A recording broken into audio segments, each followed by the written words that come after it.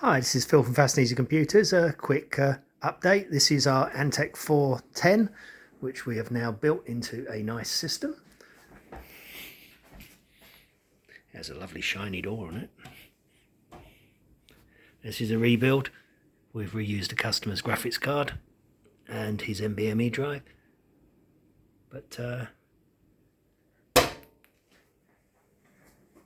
makes a nice system as the Antec, and as you can hear, or not hear as the case may be, nice and quiet. We're using a Be Quiet power supply in this, which is fully loaded, but that's a 1070 card there, and a Ryzen 5600, the non-G version. So okay, we have buttons. We've not switched ARGB on yet, but this board does have that. It's a ASRock Riptide board. Okay, thanks, bye bye.